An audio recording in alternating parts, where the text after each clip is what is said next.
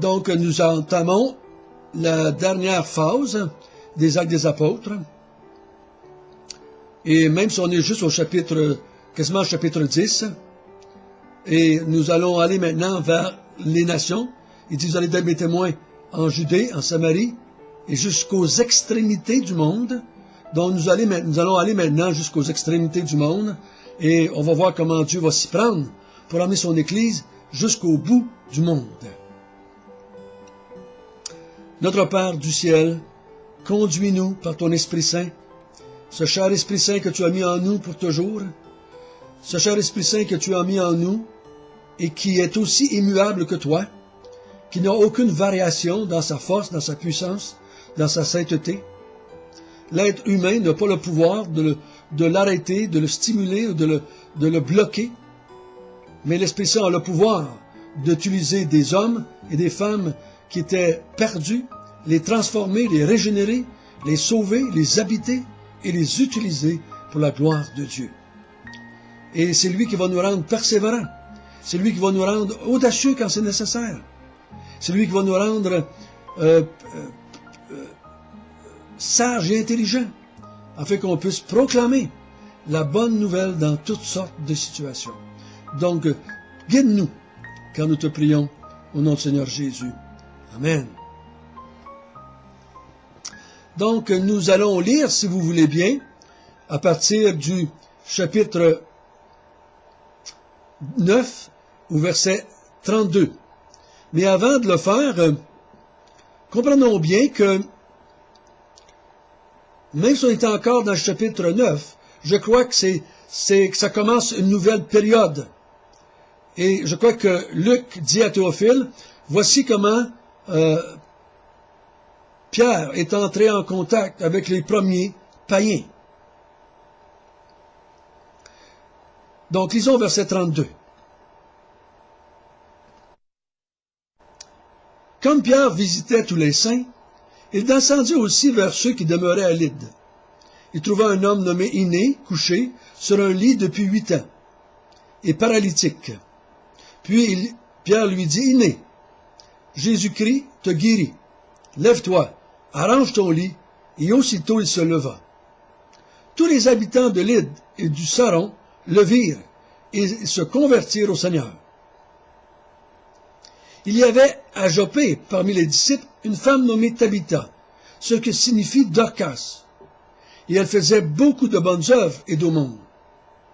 Elle tomba malade en ce temps-là, et mourut. Après l'avoir lavée, on la déposa dans une chambre haute. Comme Lyde est près de Joppé, les disciples, ayant appris que Pierre s'y trouvait, envoyèrent 2 hommes vers lui pour le prier de venir chez eux sans tarder. Pierre se leva et partit avec ses hommes. Lorsqu'il fut arrivé, on le conduisit dans la chambre haute. Toutes les veuves l'entourèrent en pleurant, lui montrèrent les tuniques et les vêtements que faisait Dorcas pendant qu'elle était avec elle. Pierre fit sortir tout le monde, se mit à genoux et pria. Puis se tournant vers le corps, il dit, Tabitha, lève-toi. Elle ouvrit les yeux, et ayant vu Pierre, elle s'assit. Il lui donna la main et la fit lever. Il appela ensuite les saints et les veuves et la présenta vivante. Cela fut connu de tout Joppé, et beaucoup crurent au Seigneur. Pierre demeura quelque temps à Joppé chez un corroyeur nommé Simon. Donc ici, Luc va introduire l'arrivée de Pierre parmi les païens. Et pour ce faire, il va emmener Pierre jusqu'à Joppé. Et de là, Pierre va aller à Césarée, chez Corneille. Mais qu'est-ce qu'il fait entre-temps? Il fait 2 miracles. Il guérit 2 personnes. Un qui était au lit depuis 8 ans et paralytique, et il le guérit. C'est un miracle, pur et dur. J'aime ces genre de miracles-là. Il n'y a pas de faffinage, il n'y a pas de taponnage comme on voit des fois à la télévision, ils faisaient un miracle avec toutes sortes de simagrées. et ils choisissent, et là, non, ici c'est pur et dur. Pierre arrive, prends ton lit, Jésus-Christ te guérit, lève-toi, arrange ton lit. Et aussitôt il se leva. Ça fait de Pierre quelqu'un de spécial? Non, mais ça fait Jésus quelqu'un de spécial. Encore une fois, je vous ai dit, et je le répète, chaque miracle au nom du Seigneur Jésus-Christ est une preuve que Jésus est vivant. Chaque personne qui se fait baptiser au nom du Seigneur Jésus-Christ et qui reçoit le pardon de ses péchés et le Saint-Esprit est une preuve que Jésus est vivant. Et Pierre, encore une fois, gagne en autorité dans l'Église et hors de l'Église. Tout de suite, il part et s'en va à Joppé. Non, excusez. Des gens de Joppé entendent dire que Pierre est là, parce que des choses de même, mes frères et sœurs, ça se répand à une vitesse aussi vite que l'Internet. Et là, à Joppé, c'est pas tellement loin, ils entendent dire que Pierre est là et ils font venir Pierre. Parce que Dorcas est, pas Dorcas, mais une femme nommée Tabitha, qui signifie Dorcas, est là. Elle est morte. Et Pierre vient, et c'est la seule fois que je pense ici, qu'il demande aux gens de sortir. Il reste seul. Il reste seul avec la morte.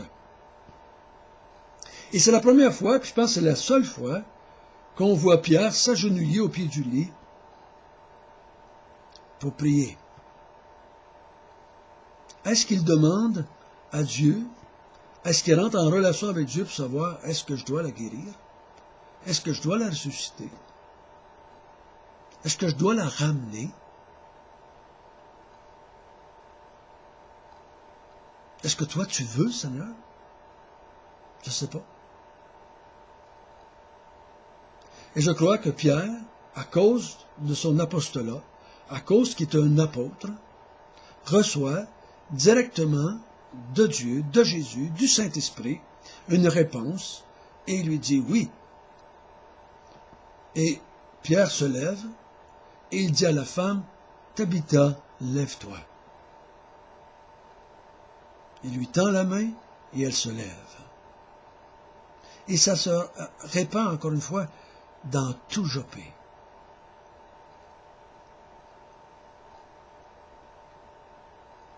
Encore une fois, la preuve d'un miracle.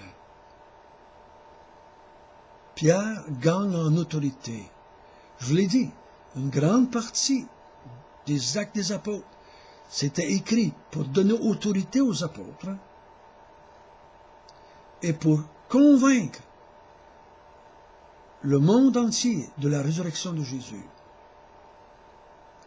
Et c'est ce qu'ils font ici. Mais maintenant, regardez bien ce qui suit. Chapitre 10.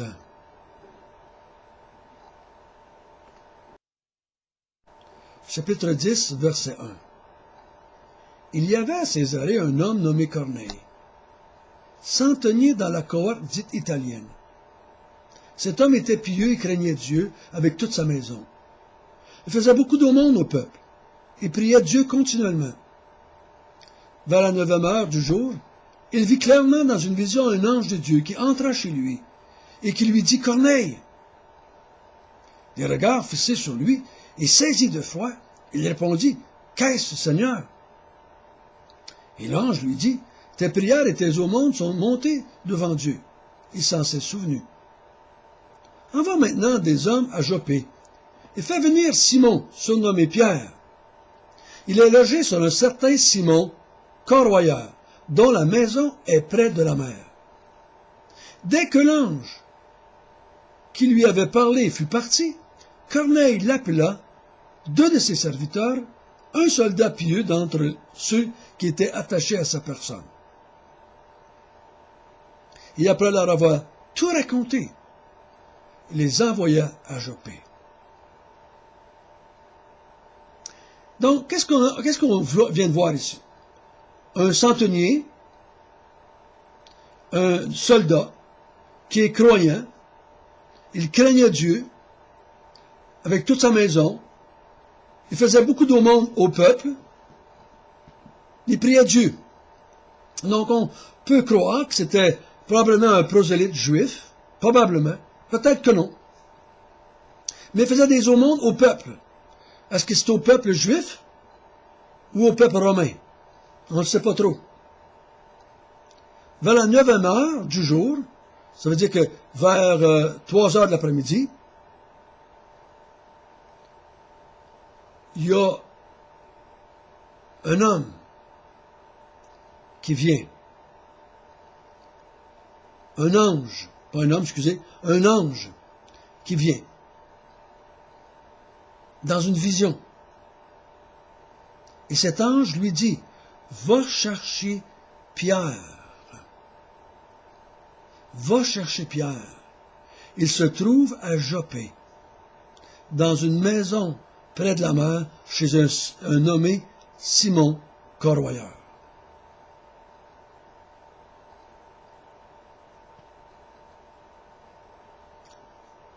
Il prend 2 serviteurs, un soldat, et il raconte tout ce qui s'est passé, et les envoie chercher Pierre.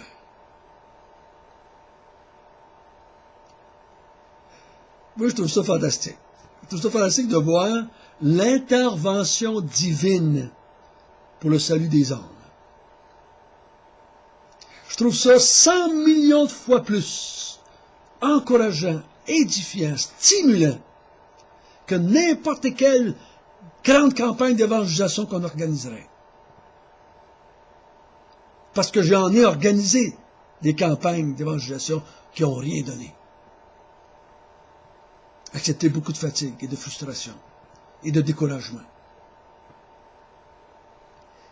Mais ici, on voit que Dieu a une vue d'ensemble des choses. Il sait où chaque chrétien se trouve dans le monde. Il sait ce que chaque chrétien est en train de faire. Et il connaît chacun des inconvertis élus que lui veut sauver. Et tranquillement, petit train va loin, il emmène ces gens-là à se rencontrer. Oh, ça se peut. Ça se peut. Qu'on témoigne à 10 qui ne va jamais se convertir avant d'arriver chez la personne qui doit se convertir. Laissez-moi vous conter un exemple. Une fois, je suis dans une église et j'enseigne. Et après l'enseignement, il y a un couple qui vient me voir, un couple que je suivais, que j'allais chez eux à toutes les semaines pour faire le maître de son disciple. Ils viennent me voir et ils me disent, François, on aimerait te présenter quelqu'un. Et il me présente un voisin qui vivait dans le même rang qu'eux autres. Et on l'emmène me voir. Et donc, je m'assis avec lui en arrière, et on commence à jaser, et le couple nous laisse seuls afin qu'on puisse parler librement. Et cet homme était une espèce de Corneille. Il était pieux, il allait à l'église, il lisait la Bible depuis plusieurs années, il était très ouvert aux choses spirituelles, aux choses religieuses. Et en jasant avec lui, j'ai bien vu qu'il n'était pas sauvé. Et la façon qu'il parlait, et je lui ai dit, ah, t'es un de ceux qui n'ont pas besoin de Jésus pour être sauvé. T'essaies de te sauver toute seule. Il dit, qu'est-ce que tu veux dire? Et je lui explique l'Évangile. Et là, tout bonnement, il se convertit. On se met à genoux en arrière de l'église, et on prie ensemble, et il se convertit. Et là, le couple revient, et je leur raconte ça, et je leur dis cela. Croyez-le ou pas, je sais que vous allez le croire. Ce couple-là, dans la semaine, m'a appelé pour canceller leur leçon de maître son disciple. Ils ne sont jamais revenus à l'Église. Mais cet homme-là est revenu à l'Église, il a été baptisé, et c'est un homme qui a répandu l'Évangile beaucoup. Et il marche encore aujourd'hui. Il s'est marié avec une femme chrétienne. Et il fonctionne encore aujourd'hui pour l'œuvre de Dieu après quasiment 25-30 ans. Voyez-vous? Dieu s'est servi d'un couple non-croyant pour emmener un inconverti à l'Église, et cet inconverti-là s'est converti. Je pourrais vous dire, donner mon exemple à moi. Mon frère n'est pas venu me voir. Il voulait pas venir me voir. François, c'est un athée, il est rebelle, il veut rien savoir de Dieu. C'est une espèce d'apôtre Paul, c'est un hargneux, un chialeux, un critiqueux. C'est moi qui l'ai appelé. Je l'ai appelé non pas pour parler de l'Évangile, mais pour qu'il vienne m'aider à travailler sur la ferme que j'avais.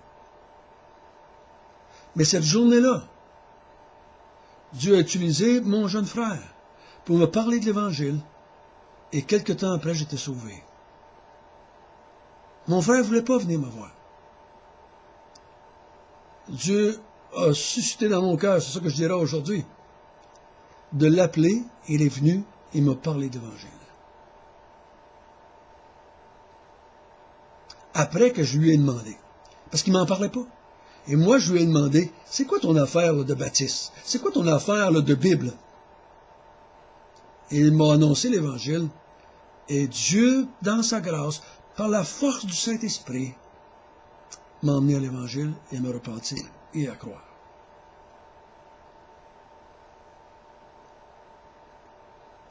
C'est ça notre Dieu. C'est ça l'Esprit Saint.